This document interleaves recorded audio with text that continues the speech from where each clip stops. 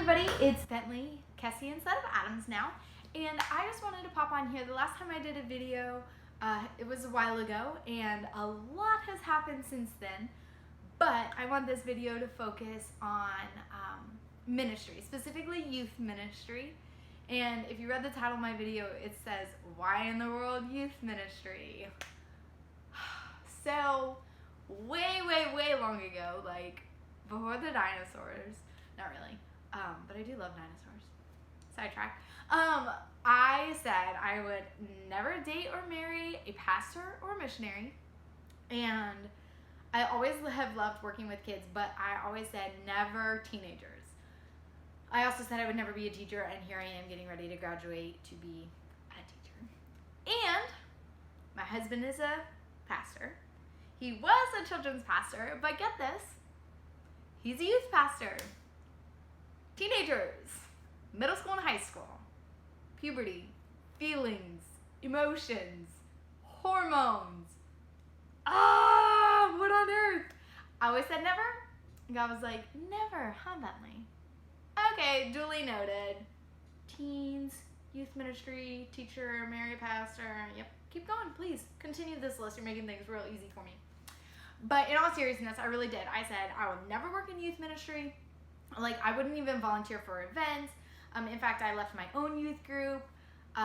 Like, teens were not my thing. I left high school. I only did high school my 9th and 10th grade year, and then I went full-time in the college in a program called Early College that we have here in Florida, in Largo. And I was done. Like, I was over the drama. I wasn't interested. Not my thing. And I left. I got away from it. And here I am now in the midst of middle school and high school drama and emotions and feelings and bullying and all these issues that I once tried to run away from myself, and now here I am, finding myself right smack dab in the center, trying to give advice on something that I left, like I ran away from because I didn't know how to handle it, and now I'm supposed to be telling other people how to handle it. I know nothing. I know absolutely nothing. I don't know what I'm doing. I don't know how to help other people, but God's like, here you go.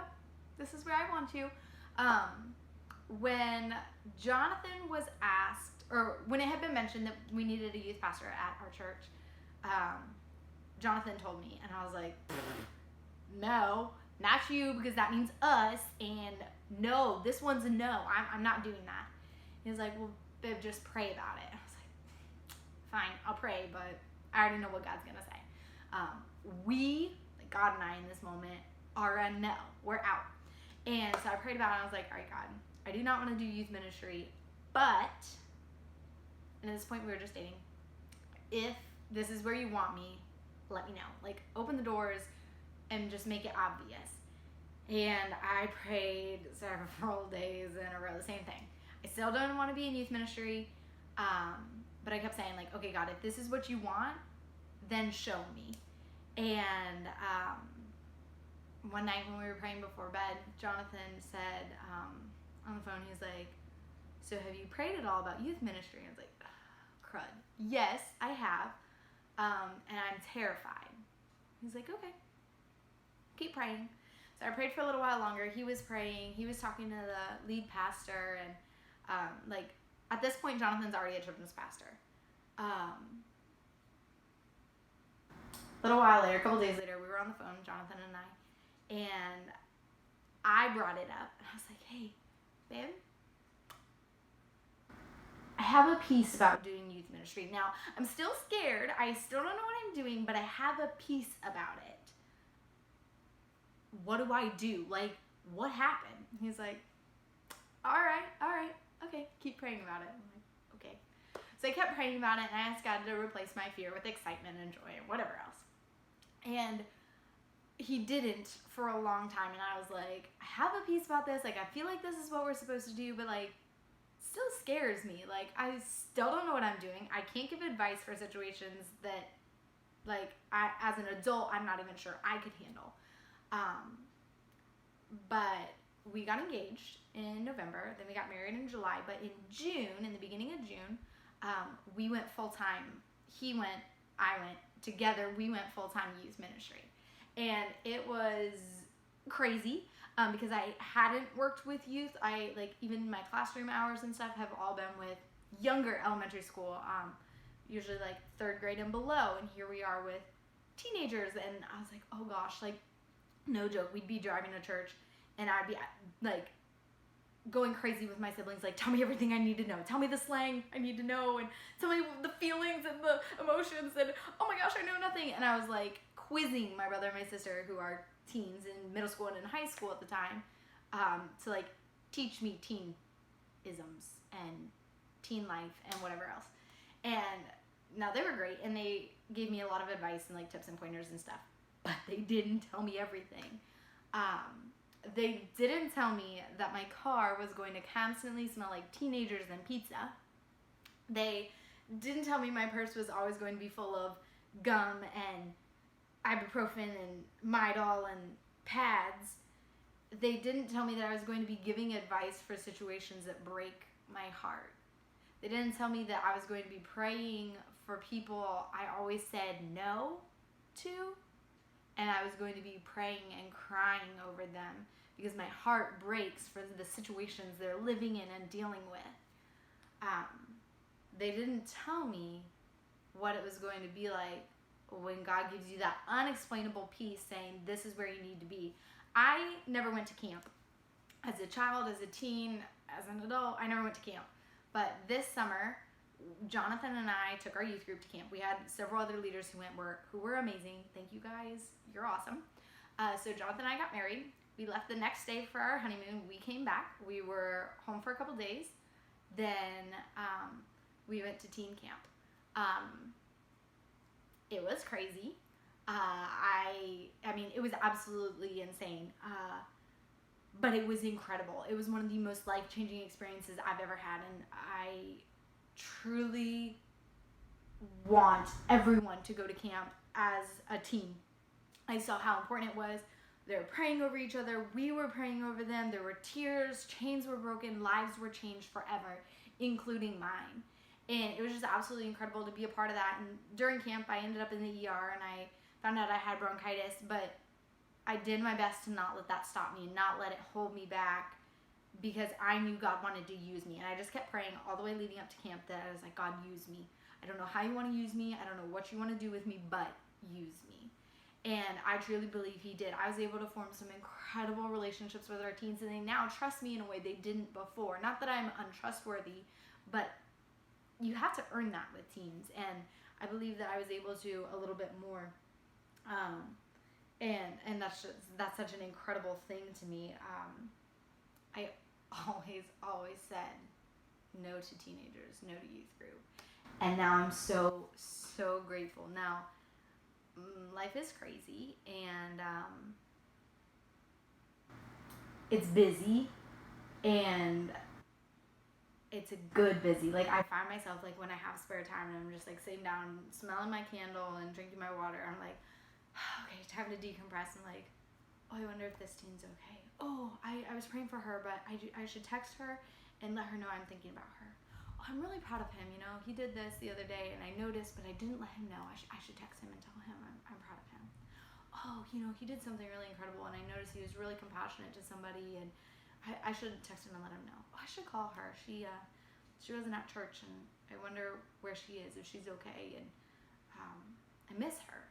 I find myself missing the teens. I find myself looking for the next time I get to see them, to love on them and give them a hug and pray with them and pray for them. And I have always been terrified to pray in front of people out loud. Like, I'll pray for you silently all day long. I love to pray. But when it comes to like praying out loud, no thank you. I don't want to. I wasn't ever interested. Like, it was between me and God, and I always felt kind of self-conscious about my prayers. But I told the teens, boys and girls, I said, hey, if you need somebody to pray over you, first of all, Pastor Jonathan is an incredible prayer. Like, if you need somebody to pray, he's the guy. But I would be more than willing, and I would love to pray with and for you. And I've had teens come to me and say, hey, Miss Melanie, can you pray for me, or can you pray with me? And that, like, it's humbling, and I feel honored that they trust me to be able to pray with them and to love on them through prayer. And I look forward to praying over them. Now, I pray for them every day throughout the week, but to pray with them and to be there in person and just hold hands with them as we pray is something different. It's you can feel it more. I don't really know how to explain it better than that, but it's just an incredible feeling, and I'm so grateful. But my question is, why youth ministry? And my answer, I don't know. Jonathan doesn't know, I don't think. I don't know. I should have asked him before this video. But I don't feel worthy. I don't feel qualified, that's for sure. I don't know. But I do know that I love these teens more than anything. I do know that I would do anything for these teens. I do know that these teens have my heart, and I pray for them daily, that God will protect them and keep them safe physically, emotionally, spiritually. And I am proud of these teens. We don't have children yet, but these are our children. These are our teenagers. We just adopted an entire youth group into our lives, into our hearts, and I love them. I love them deeply, each and every single one of them. This youth group has changed me. These teenagers have changed me for the better, and it's absolutely incredible the things we're able to do with these teens and accomplish kingdom work with them. It's just so awesome to me and so inspiring, because even just 4 or 5 years ago, I would have said, me, a wife to a pastor, working in youth ministry, enjoying it, about to graduate from college to be a teacher, nope, you got somebody else, wrong person, not me, no. But God had a better plan. God's plan is better, even when we don't trust it. But sometimes we still like, oh no, my plan, it's safer looking, and I know this plan, because we don't always know God's plan, and that's okay. I wanted to keep this video short, but I just wanted to say, trust God's calling. If it's God's calling, you'll know. Pray about it every day. Ask God to open the doors and open your eyes so that you know it truly is His calling, and not just something you're thinking or you want to be His calling. Make sure it's truly His, and you will have peace about it. You may still be scared, but you will have a peace about it. And there is truly nothing better than following God's calling. There really isn't.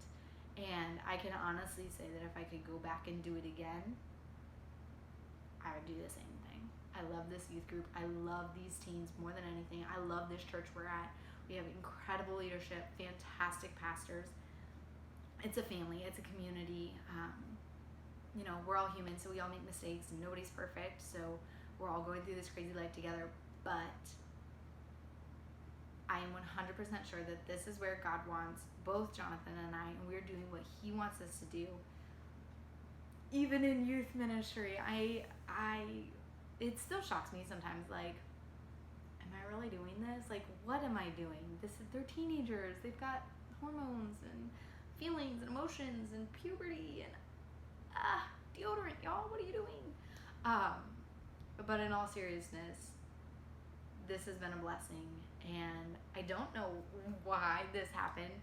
To be quite honest, I'm not always sure how this happened, but I do know that it was because of God and for Him and through Him, and I'm so grateful. So I don't know why youth ministry, but I do know that I'm blessed, honored, and grateful to be a part of youth ministry and to love on these teens and our leaders and just the people at this church, and just to get to do life with all of them, because they're truly amazing people, and I am enjoying getting to know everyone together. And I meant to say enjoying getting to know everyone better, not together, but we are doing it together, so that too. I'm gonna go ahead and finish the video out, but I just want to encourage you to ask God what He's calling you to do, and then once you hear Him, once you know, follow it, go for it.